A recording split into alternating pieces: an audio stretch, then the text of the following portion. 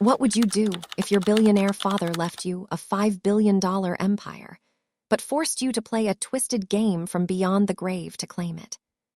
Welcome back to DramaVerse-ATM, where every family has a secret, and every secret comes with a price. Before we begin, tell us where you're watching from today. Drop your city or country in the comments. We'd love to know where our Dramaverse family is tuning in from. And if you enjoy suspenseful family stories filled with secrets, betrayal, and unexpected twists, subscribe to DramaVerse-ATM and turn on notifications so you never miss our next story. Now, let's step inside the Vance family and uncover the legacy that was never meant to be inherited. SHADOWS of Legacy. Chapter 1. The Absurd Will. NT. Vance Estate Arthur's Study Day. Rain lashes violently against the floor-to-ceiling windows of the Vance family estate in upstate New York. The study is a cavernous room suffocated by dark mahogany, smelling of aged leather, expensive scotch, and the lingering, ghostly scent of Cuban cigars. It is a room built specifically to intimidate. 3 siblings occupy the farthest corners of the room from one another, connected only by blood and a shared, palpable tension. Richard Vance, 45, stands near the fireplace. Dressed in a razor-sharp, bespoke Tom Ford suit, he wears his ambition like armor. He checks his Rolex for the 3rd time in 2 minutes, his jaw tight. Elena Vance, 38, sits rigidly on a vintage Chesterfield sofa. She wears an oversized, paint-splattered denim jacket over a black turtleneck, a deliberate rebellion against the room's opulence. She hasn't stepped foot in this house in 15 years. Her eyes are locked onto a scuff mark on the Persian rug. Leo Vance, 28, slumps in a wingback chair, dressed in designer streetwear that costs more than most cars. He is aggressively tapping the screen of his iPhone, completely detached from the gravity of the moment. Standing at the head of a massive oak desk is Thomas Sterling, 60s, the family's longtime executor and fiercely loyal attorney. He holds a small, black remote control. Sterling clears his throat. If we could all settle down. I know this is a difficult day, but Arthur left very specific instructions regarding the reading of his will. Richard. Just get on with it, Thomas. The board is breathing down my neck. The markets open in 2 hours, and I need to assure the shareholders that Vance Global has a stable CEO at the helm. Elena. Without looking up. Always the grieving son, aren't you, Richard? Richard glares. I'm a realist, Elena. Something you wouldn't understand from your little pottery studio in Brooklyn. Leo. Eyes still on his phone. Can we fast forward to the part where I find out how many commas are in my trust fund? My crypto guy is waiting on a wire transfer. Sterling sighs, a heavy, exhausted sound. He points the remote at a massive flat-screen TV mounted above the fireplace. Sterling. Your father chose not to draft a traditional document for the bulk of his estate. He left this instead. Sterling presses a button. The screen flickers to life. Sitting in the very leather chair Sterling now stands beside is Arthur Vance, 70s. He looks gaunt, the cancer having hollowed out his cheeks, but his eyes, cold, calculating, and predatory, burn with the same tyrannical fire that built a $5 billion empire. Arthur leans forward into the camera lens. Arthur Owen screen. Hello, my children.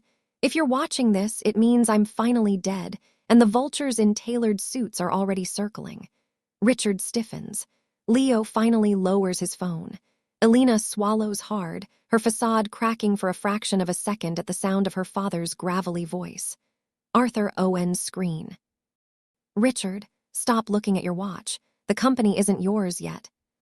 Elena, I know you're only here because you're broke and desperate, despite what your pride tells you.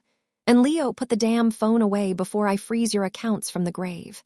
Leo practically drops his phone onto the side table, his face draining of color. Arthur, Owen's screen.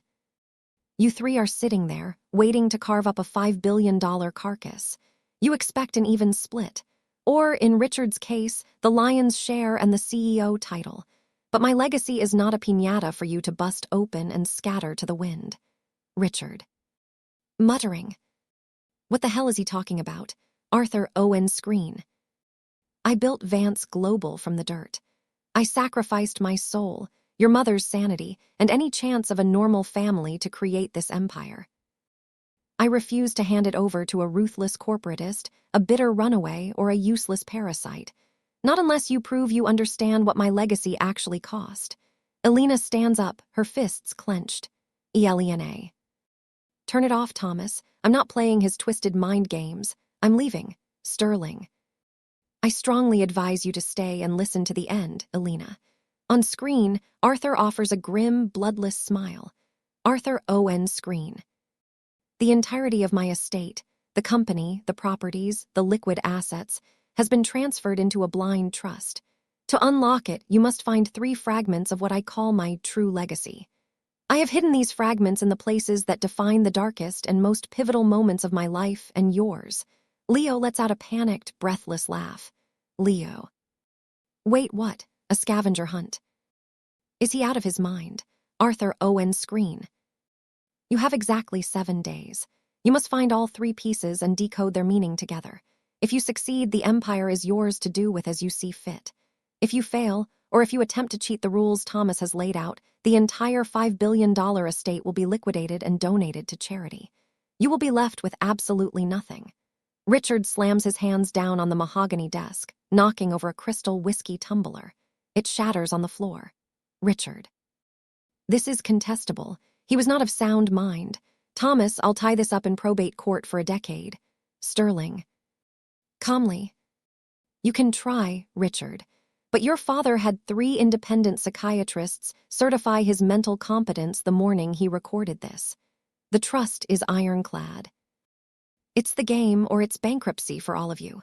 Arthur leans back in his chair on the screen, the shadows of the room seeming to swallow him whole.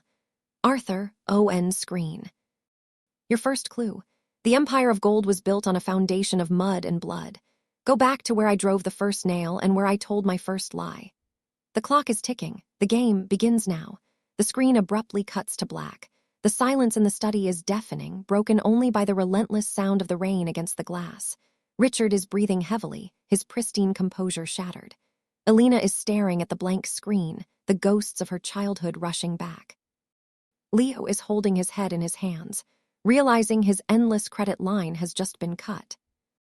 Sterling reaches into his briefcase and pulls out a single, wax-sealed black envelope. He drops it onto the center of the desk. Chapter 2, Dirt and Blood. The rain has reduced to a miserable drizzle. A sleek, black Range Rover pulls up to a chain-link fence topped with rusted razor wire. Beyond it sits the decaying, skeletal remains of a lumber yard and a dilapidated brick warehouse. Faded, peeling paint on the brick wall barely spells out Vance and Miller Timber Co. ESD. 1978. Richard steps out of the driver's seat. He opens an umbrella, keeping his Italian leather shoes as far from the mud as possible. Leo slides out of the passenger side, looking around with sheer disgust. He pulls the collar of his designer trench coat up against the damp chill. Elena steps out of the back, her eyes fixed on the faded sign. Leo. Are we sure this is the right place? It looks like a set for a slasher movie. If I get tetanus, I'm suing the estate. Richard. Stop whining, Leo. Where I drove the first nail. This was the original lumber yard. He bought out the plot 50 years ago. Elena. He didn't buy it out, he stole it. Richard stops walking and shoots her a look. Richard. Don't start with the revisionist history, Elena. He bought out Elia's Miller fair and square. Elena. Right, because Elia's just voluntarily walked away from a booming business and drank himself to death a year later. Richard. Business is blood sport. Dad just played it better. Now help me look. INT. Abandoned warehouse continuous. The inside of the warehouse is a graveyard of industrial machinery. Water drips from the rotting roof, echoing in the cavernous space. The air smells of mildew, wet ash, and decay. They fan out. Richard immediately heads for the old foreman's office, a glass-enclosed box elevated above the factory floor. Elena drifts toward the old workbenches. Leo stays near the entrance, using his phone's flashlight to avoid puddles. INT. Foreman's office, moments later. Richard kicks open the warped wooden door. The office has been stripped bare by scavengers, except for a massive cast-iron desk bolted to the floor. Elena walks in behind him. Elena. Look at the desk. The carvings. Richard shines his light on the front panel of the desk. Engraved deeply into the heavy wood are the initials, A.V. and E.M. Richard. It's hollow underneath. There has to be a compartment. Richard tries to pry the heavy middle drawer open, his knuckles turning white. He grunts in frustration, banging his fist against the wood. Elena. You're using brute force. Dad never used brute force if a trick would do. Elena crouches down. She runs her fingers along the underside of the desk, feeling the grooves of the woodwork. She finds a small, concealed wooden latch near the back left leg. She presses it. Click. A hidden side panel pops open. Inside rests a heavily oxidized, palm-sized steel lockbox. Leo wanders up the stairs just as Elena pulls the box out. Leo. Did you find it? Tell me there's a bearer bond in there. Richard doesn't wait. He snatches the box from Elena's hands. Richard. I'm the executor in proxy. I open it. He forces the rusted latch open. Inside, there is no money. There are only 2 items, a heavy, tarnished 1978 silver dollar and a folded, yellowed piece of paper. Richard unfolds the paper. It's a promissory note. The ink is faded, but the words are legible. Richard. Reading. I, Elias Miller, transfer all shares of Vance and Miller Timber to Arthur Vance, in exchange for the forgiveness of all gambling debts. Elena steps closer, her flashlight illuminating the bottom corner of the paper. There is a dark, rusty brown stain smeared across Elias Miller's signature. Elena. That's blood, Leo. Taking a step back. Okay, gross, why did he keep this? Elena. Where I told my first lie. He didn't buy Elias out. He set him up. He got him into debt, forced him to sign the company over, and kept the bloody contract as a trophy. Richard's jaw clenches. He folds the paper back up and shoves it, along with the silver dollar, into his tailored jacket pocket. Richard. It doesn't matter how he got the company. What matters is that we have the first piece. Elena. You really don't feel anything, do you? You're holding the proof of a ruined life in your pocket, and all you see is a checkpoint in a game. Richard. I see $5 billion, Elena, and whether you admit it or not, you want it just as much as I do. Otherwise, you wouldn't be standing in the mud right now. Elena stares at him, a cold realization settling in. Elena. I'm not here for his money, Richard. I'm here to make sure you don't turn into him. Before Richard can fire back, Leo reaches into the steel box. Leo. Hey, there's something etched into the bottom of the box. Richard and Elena shine their lights into the empty steel container. Scratched crudely into the metal is the second clue. Leo. Reading slowly. The second piece hides where the prodigal daughter tried to mold a life out of clay, only to find the kiln was cold. Richard slowly turns his head to look at Elena. Elena's face goes completely pale. Richard. Looks like we're taking a trip to your studio, little sister. Chapter 3. Mask of the Past. The stark contrast to the Vance estate is jarring. Elena's studio is a chaotic, drafty loft in Bushwick, smelling sharply of turpentine, wet clay, and cheap coffee. Harsh industrial lighting illuminates dozens of sculptures, some beautiful, most macabre and unfinished. They are twisted figures of stone and metal, screaming silent agonies. Richard stands near the heavy iron door, looking completely out of place in his Tom Ford suit. He checks his phone, scowling at the lack of cell service. Leo wanders around, casually poking at a wet clay bust. Elena stands in the center of the room, her arms crossed defensively. She hasn't allowed anyone from her family in this space for 15 years. Richard. Pacing. This makes no sense. He hated your art. He cut you off because of it. Why would he hide a piece of his multi-billion-dollar empire in a place he despised? Elena. He didn't despise it, Richard. He feared it, because it was the one thing he couldn't control. And for the record, he didn't hide anything here. I've swept this studio 100 times. There's nothing of his in this room. Leo. Wiping clay on his designer coat. Well, the clues said, where the prodigal daughter tried to mold a life out of clay, only to find the kiln was cold. Are you sure there isn't a secret safe behind a painting or something? This is getting very Da Vinci Code. Elena. This isn't a movie, Leo. This is my life. Elena turns away, clearly agitated. She walks toward the back of the studio, where a large object sits draped under a heavy, dust-covered canvas tarp. Leah. What's under there? Elena. Nothing, it's an old piece from before I left. Richard's eyes narrow. He steps forward, his predatory instincts kicking in. Richard. From the night he came here and smashed the place up. The night you walked out on the family. Elena. Voice trembling slightly. Don't touch it, Richard. I mean it. Richard ignores her. He steps past Elena and grabs the edge of the canvas, yanking it off in one swift motion. A cloud of dust blooms in the harsh light. Beneath the tarp sits a striking, haunting sculpture cast in bronze. It depicts a man on his knees, his hands aggressively clawing at his own face, as if trying to rip off a mask.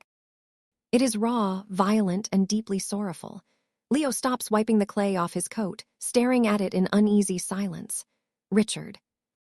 Quietly. It looks like him, Elena. It is him. It's the last thing I made before he brought his security team here and destroyed my kiln. Richard leans in closer, examining the heavy wooden base of the sculpture. He traces his finger along the bottom edge, stopping at a narrow, perfectly rectangular indentation carved into the wood. Richard.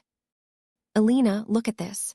Elena reluctantly steps forward. She looks at the groove. It's small, about the size of a coin. Richard reaches into his tailored jacket pocket and pulls out the tarnished 1978 silver dollar they found at the lumber yard. He hands it to Elena. Richard. It's your studio, you do it. Elena takes the coin. Her hand is shaking. She kneels in front of the sculpture of her father and slowly slides the silver dollar into the slot. Click. A hidden spring mechanism releases.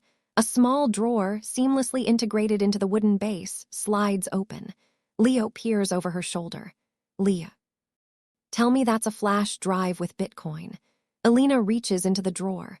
She pulls out 2 items, a heavy, ornate brass key with a serial number etched into it, and a sealed envelope bearing the Vance Global letterhead. She breaks the seal and unfolds the thick parchment paper. Richard. What does it say? Read it. Elena stares at the handwriting. It's Arthur's distinct, aggressive scrawl, but the ink is slightly smeared as if the writer's hand had trembled. Elena. Reading aloud, her voice cracking. Elena. If you are reading this, I am in the ground, and I can finally say the words I was too much of a coward to say in life. I am sorry. Richard stiffens. The word sorry did not exist in Arthur Vance's vocabulary. Elena. Continuing. I didn't destroy your studio out of spite. I destroyed it out of terror. You have your mother's soul, her brilliance, her depth, and her fragility. I watched art consume her until the real world was too painful to bear, and I lost her. I broke your kiln because I thought if I forced you into my world of numbers and steel, I could protect you from her fate. I was wrong. I only drove you away. This key is the second fragment. Use it wisely. Elena lowers the letter. A single tear tracks through the dust on her cheek.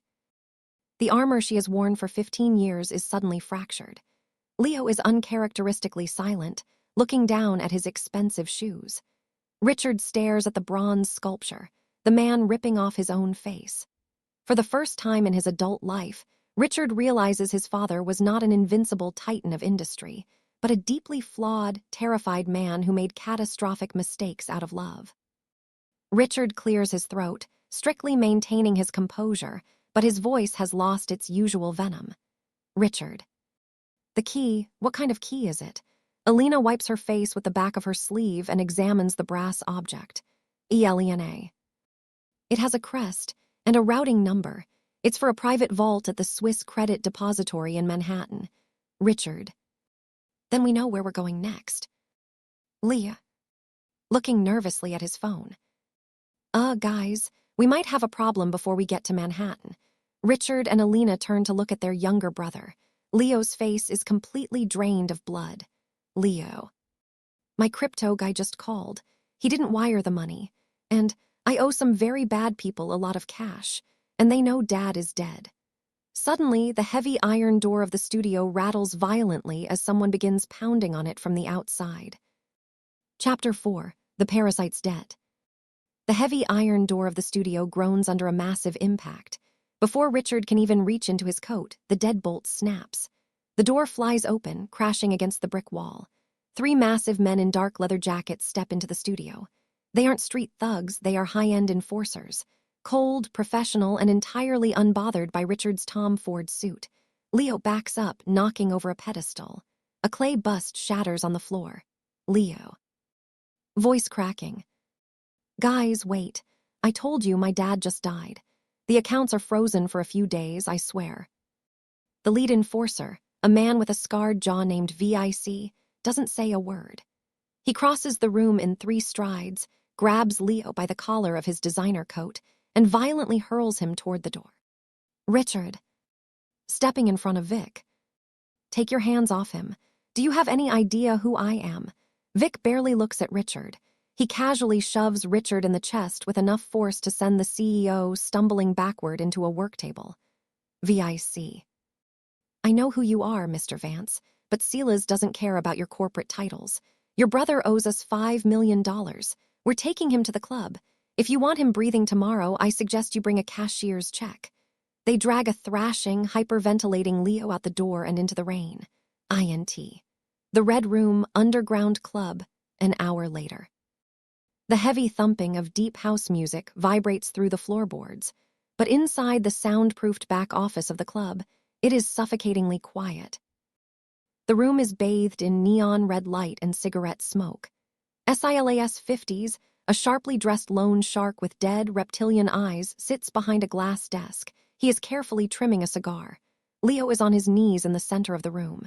His lip is bleeding and his hands are zip-tied behind his back. He looks like a terrified child. The door opens. Richard and Alina step inside, flanked by Vic. Silas. Without looking up. Richard, Alina, my condolences on your father's passing. Arthur was a titan, ruthless, I respected that. Richard. Cut the pleasantries, Silas. $5 million is pocket change, but my father's accounts are locked in a blind trust. I can't liquidate that kind of cash at 2:00 a.m. without triggering an SEC audit. Silas. Lights his cigar. That sounds like a Vance global problem, Richard, not a Silas problem. Leo here bet heavily on the offshore crypto markets. He lost. Then he borrowed from me to cover his margin calls. He lost again. Now he pays, or I take his right hand. Silas nods to Vic, who draws a heavy, serrated hunting knife from his belt. Leo. Sobbing, struggling against the ties. Richard, please, just advance me the money. I'll pay it back, I swear. Alina, help me. Richard. Straightening his tie, his voice ice cold. No, the room goes dead silent. Even Silas pauses. Leo. Eyes widening in horror. What, Richard? Vance Global is not a piggy bank for your degenerate gambling, Leo. You are a liability. You've been a parasite your entire life. Dad is dead. There is no one left to clean up your messes. Elena. Staring at Richard in disbelief. Richard, they are going to mutilate him. He's your brother. Richard. He's a grown man who made a bad bet. I'm not jeopardizing a $5 billion empire for him. Vic steps forward, grabbing Leo by the hair and forcing his shoulder down. He raises the knife. Leo screams, a raw, primal sound of pure terror. Elena. Stop. Alina lunges forward, placing herself between Vic and Leo. She reaches into her denim jacket and slams something down onto Silas's glass desk. It makes a heavy, metallic clang. It is the ornate brass key, the second fragment of their father's legacy. Richard. Grabbing Alina's arm. Are you out of your mind? Do you know what you're doing? Elena. Yanking her arm free, staring down Silas. This is a vault key for the Swiss Credit Depository in Manhattan. It belongs to Arthur Vance's private, off-the-books lockbox. There are untraceable bearer bonds and conflict diamonds in that vault worth 10 times what Leo owes you. Silas. Picks up the key, inspecting the crust. Arthur's private vault. Rumor in the underworld was that this box existed, but without the account pin, it's just a piece of metal. ELENA. The pin is tied to the estate. Give us the rest of the week to settle the trust. When the freeze lifts, the vault is yours. Keep the key as collateral. If we default, you know where to find us. Silas studies Alina. He sees the absolute, unshakable resolve in her eyes. He smiles, a slow, predatory grin, and slips the key into his vest pocket. SILAS. Cut him loose. Vic slices the zip ties. Leo collapses onto the floor, clutching his wrists, gasping for air. Richard. His voice trembling with rage. You just threw it away. You just threw away $5 billion for him. You forfeited the game. ELENA. Turning to Richard, her voice deadly calm. The game was rigged from the start, Richard. Dad didn't leave us a legacy. He left us his poison. He wanted to see if you were ruthless enough to let your brother be maimed for a $sign. You were. Alina kneels down next to Leo, who is shaking violently on the floor. She gently pulls him into a hug. Leo buries his face in her shoulder, breaking down into loud, ugly, uncontrollable sobs. For the first time in his life, he feels the crushing weight of unconditional love. ELENA. Whispering to Leah. It's okay. I've got you. You're safe. She looks up at Richard, who is standing completely alone in the neon-lit room, looking at the two of them as if they are aliens. ELENA. I just broke the cycle, Richard. We don't need his money. We need each other. Richard stares at them, his chest heaving, his perfect armor finally beginning to crack. Without a word, he turns and storms out of the club, disappearing into the dark. Chapter 4. The Parasite's Debt. The heavy iron door of the studio groans under a massive impact. Before Richard can even reach into his coat, the deadbolt snaps. The door flies open, crashing against the brick wall. 3 massive men in dark leather jackets step into the studio. They aren't street thugs, they are high-end enforcers. Cold, professional, and entirely unbothered by Richard's Tom Ford suit. Leo backs up, knocking over a pedestal. A clay bust shatters on the floor. Leo. Voice cracking. Guys, wait. I told you my dad just died. The accounts are frozen for a few days, I swear. The lead enforcer, a man with a scarred jaw named Vic, doesn't say a word. He crosses the room in 3 strides, grabs Leo by the collar of his designer coat, and violently hurls him toward the door. Richard. Stepping in front of Vic. Take your hands off him. Do you have any idea who I am? Vic barely looks at Richard. He casually shoves Richard in the chest with enough force to send the CEO stumbling backward into a work table. Vic. I know who you are, Mr. Vance, but Silas doesn't care about your corporate titles. Your brother owes us $5 million. We're taking him to the club. If you want him breathing tomorrow, I suggest you bring a cashier's check. They drag a thrashing, hyperventilating Leo out the door and into the rain. INT. The Red Room Underground Club, an hour later. The heavy thumping of deep house music vibrates through the floorboards, but inside the soundproofed back office of the club, it is suffocatingly quiet. The room is bathed in neon red light and cigarette smoke. SILAS 50s, a sharply dressed loan shark with dead, reptilian eyes, sits behind a glass desk. He is carefully trimming a cigar. Leo is on his knees in the center of the room. His lip is bleeding and his hands are zip-tied behind his back. He looks like a terrified child. The door opens. Richard and Alina step inside, flanked by Vic. SILAS. Without looking up. Richard, Alina, my condolences on your father's passing. Arthur was a titan, ruthless, I respected that. Richard. Cut the pleasantries, Silas. $5 million is pocket change, but my father's accounts are locked in a blind trust. I can't liquidate that kind of cash at 2:00 a.m. without triggering an SEC audit. SILAS. Lights his cigar. That sounds like a Vance global problem, Richard, not a Silas problem. Leo here bet heavily on the offshore crypto markets. He lost. Then he borrowed from me to cover his margin calls. He lost again. Now he pays, or I take his right hand. Silas nods to Vic, who draws a heavy, serrated hunting knife from his belt. Leo. Sobbing, struggling against the ties. Richard, please, just advance me the money. I'll pay it back, I swear. Alina, help me. Richard. Straightening his tie, his voice ice cold. No, the room goes dead silent, even Sela's pauses. Leo. Eyes widening in horror. What, Richard? Vance Global is not a piggy bank for your degenerate gambling, Leo. You are a liability. You've been a parasite your entire life. Dad is dead. There is no one left to clean up your messes. Elena. Staring at Richard in disbelief. Richard, they are going to mutilate him. He's your brother, Richard. He's a grown man who made a bad bet. I'm not jeopardizing a $5 billion empire for him. Vic steps forward, grabbing Leo by the hair and forcing his shoulder down. He raises the knife. Leo screams, a raw, primal sound of pure terror. Elena. Stop. Elena lunges forward, placing herself between Vic and Leo. She reaches into her denim jacket and slams something down onto Silas's glass desk. It makes a heavy, metallic clang. It is the ornate brass key, the second fragment of their father's legacy. Richard. Grabbing Elena's arm. Are you out of your mind? Do you know what you're doing? Elena. Yanking her arm free, staring down Sila's. This is a vault key for the Swiss Credit Depository in Manhattan. It belongs to Arthur Vance's private, off-the-books lockbox. There are untraceable bearer bonds and conflict diamonds in that vault worth 10 times what Leo owes you. Silas. Picks up the key, inspecting the crust. Arthur's private vault.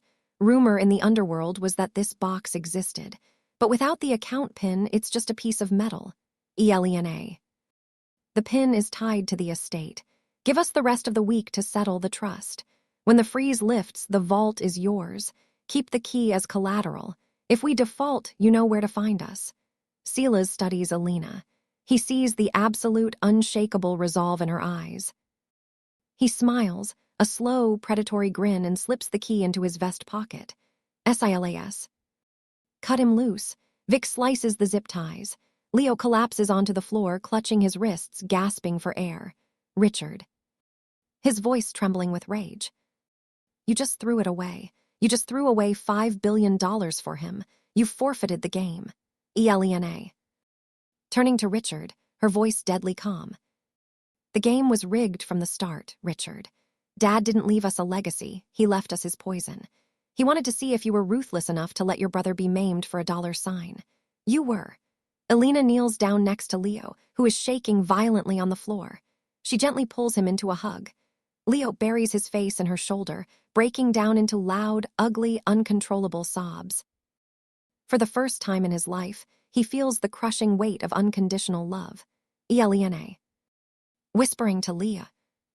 It's okay. I've got you. You're safe. She looks up at Richard, who is standing completely alone in the neon-lit room, looking at the two of them as if they are aliens. Elena. I just broke the cycle, Richard. We don't need his money. We need each other.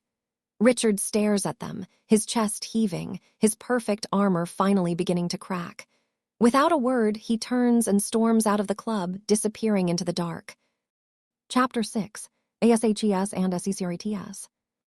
The storm has passed, leaving behind a cold, biting wind and a sky the color of bruised iron.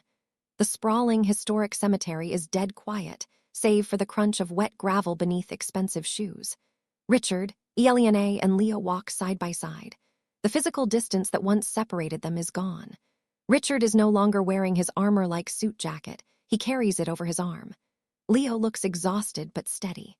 Elena leads the way, holding the final clue in her mind. Where love began and where it finally died. They arrive at a secluded, opulent family plot. In the center sits a beautiful, understated white marble headstone. ELEANORVANC. Beloved wife and mother. 1952, 2011. Leo shoves his hands into his pockets, his breath pluming in the cold air. Leah. Quietly. 15 years. I was just a kid. Sometimes I can't even remember her voice. Richard. Staring at the grave. She had a soft voice, too soft for a man like him. The corporate world chewed him up and he brought the pieces home for her to swallow. It broke her. Elena steps closer to the headstone. She traces the dates carved into the marble. ELENA. He didn't just bring the pieces home. He tried to turn her into a piece. He wanted a trophy wife, not a partner. When the depression hit her, he didn't know how to fix it with money, so he just shut her away. Leo. Are you sure the last fragment is here? I mean, would he actually hide something in Mom's grave? We aren't going to have to dig, are we? Richard. Shaking his head. No, for all his cruelty, he revered her in death. He wouldn't desecrate this place. It has to be something hidden in plain sight. Alina crouches down, examining the stonework. Her eyes drift to the top right corner of the headstone. Carved flawlessly into the white marble is a single, incredibly detailed stone rose. Elena. Dad didn't hire a mason to design this headstone. He designed it himself.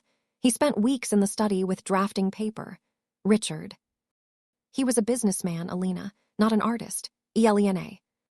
Before he was a businessman, he was a carpenter. He knew structure. He knew mechanics. Alina reaches out and places her hand over the marble rose. She presses her weight into it. It doesn't move. She adjusts her grip, placing her fingers on the outer petals and applies pressure while twisting counterclockwise. Grind. The sound of stone scraping against stone breaks the silence of the graveyard. Richard and Leo step forward in shock. The stone rose rotates exactly 90 degrees. A small, seamlessly cut rectangular block of marble slides out from the side of the headstone, revealing a hidden, waterproof compartment. Leo lets out a breath he didn't know he was holding. Alina reaches into the dark compartment. Her fingers brush against cold metal. She pulls it out. It is a sleek, encrypted black USB drive. Elena. This is it, the final fragment. Richard looks at the USB drive, then down at the coin and the blood-stained contract he pulled from his pocket. Alina holds the brass vault key. Richard.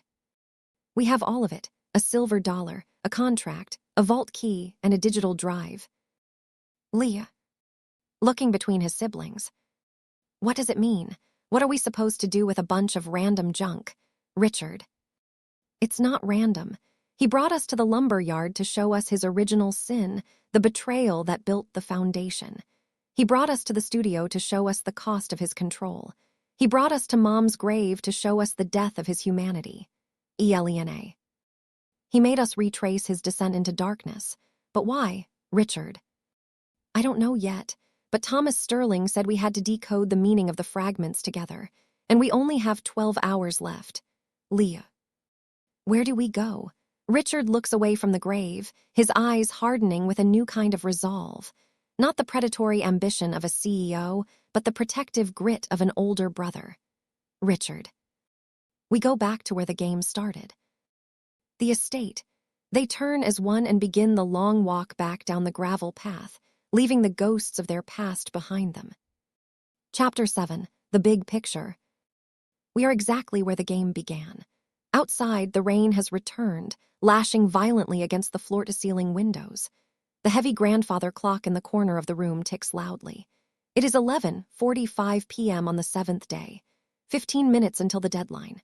Richard, Elena, and Leo stand around Arthur's massive mahogany desk. The tension in the room is thick, but it's no longer hostile. It's a shared, desperate anxiety. Thomas Sterling stands quietly near the fireplace, his hands clasped behind his back, watching them. Arranged in the center of the desk are the fragments. The 1978 silver dollar, the blood-stained contract, the brass vault key, and the encrypted black USB drive.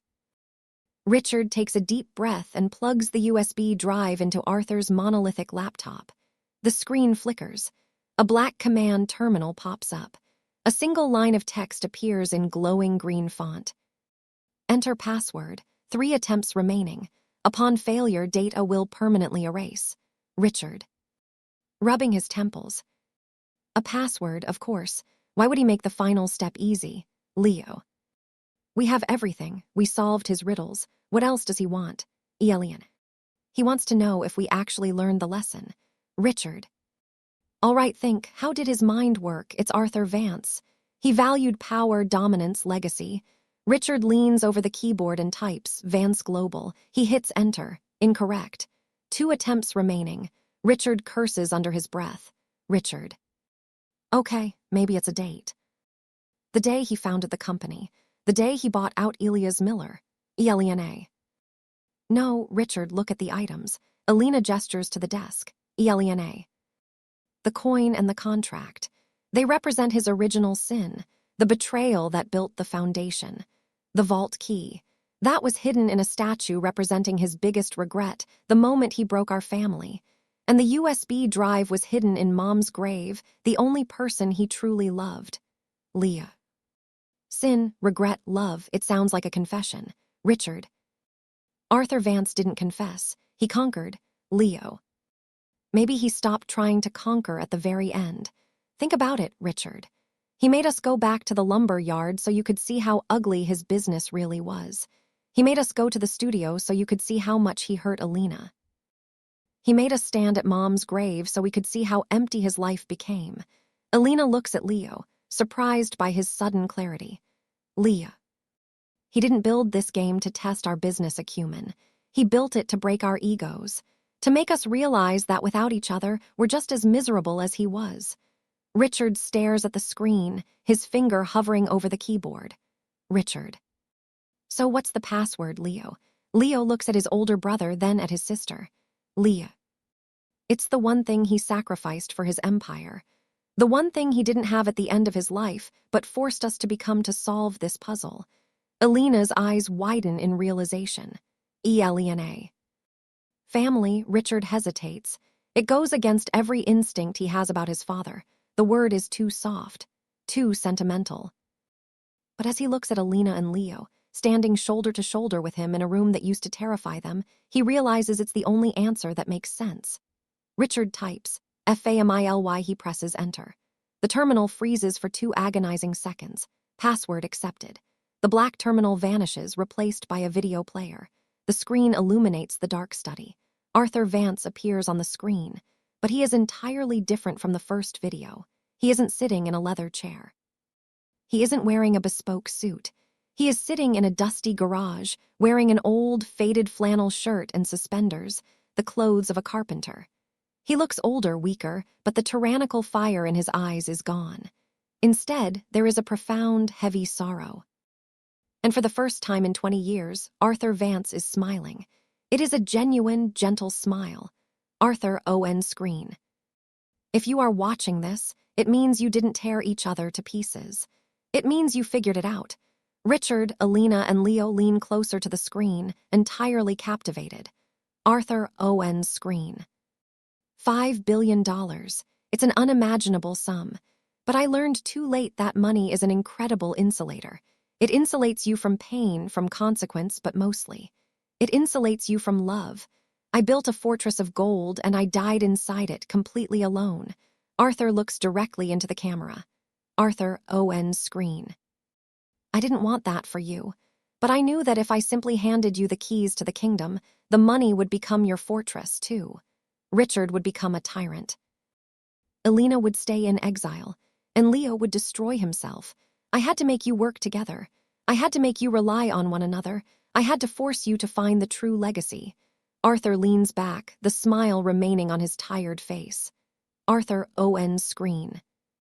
The true legacy isn't the company. It isn't the offshore accounts or the real estate. The true legacy is you 3 together. The video cuts to black. The silence in the study is overwhelming. Nobody speaks. Nobody moves. The weight of their father's final confession settles over them like a heavy blanket. Sterling steps forward from the shadows, holding a thick leather folio. Sterling.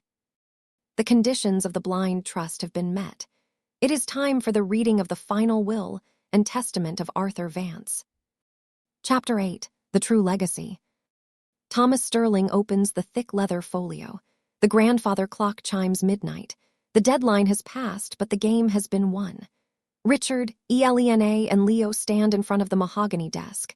They are exhausted, battered by the emotional gauntlet of the past 7 days, but they stand shoulder to shoulder. They are no longer adversaries, they are a united front. Sterling. Clearing his throat, reading. I, Arthur Vance, being of sound mind, do hereby revoke all prior wills and trusts. Having successfully unlocked the blind trust by demonstrating the one trait I failed to master, unity, the contents of my estate are to be distributed as follows. Sterling looks up, adjusting his silver-rimmed glasses. He looks directly at Richard. Sterling. To Richard, I leave the title of Chief Executive Officer of Vance Global. However, your voting shares are strictly capped at 33%. You cannot make a unilateral board decision, merger, or acquisition without the majority consent of your siblings. You will lead, but you will not rule alone. Richard absorbs this. A week ago, this condition would have enraged him. He would have seen it as a hostile neutering of his power. Tonight, he takes a slow, deep breath. He looks at his brother and sister. Richard. Quietly. I accept, Sterling. Continues reading. To Alina, I leave $50 million to establish the Alina Vance Foundation for the Arts, fully funded in perpetuity. Build 100 kilns. Mold your life exactly as you see fit. You will also hold your equal third of the Vance Global voting shares. Do not let Richard bulldoze you. Alina closes her eyes. A single tear escapes, but she quickly wipes it away, a soft, genuine smile touching her lips. The ghost of her mother can finally rest. Sterling. And to Leo, I leave a mandatory entry-level position in the logistics department of Vance Global. Your trust fund will unlock incrementally, matching every dollar you earn on your own. It is time to grow up, but you will not do it alone. Your brother and sister will make sure of it. Leo chuckles, a raw, self-deprecating sound. He wipes his eyes with the sleeve of his sweater. Leo. Logistics. Do they at least let you wear designer in logistics? Richard. Smirking, a rare sight. Not on my watch, they don't. You're wearing standard issue, Leo. Sterling. Closing the folia. The remainder of the liquid assets, properties, and holdings are divided equally among the three of you. The documents will be finalized in the morning. Congratulations, the game is over. The empire is yours. EXD. VANCE Estate Dawn.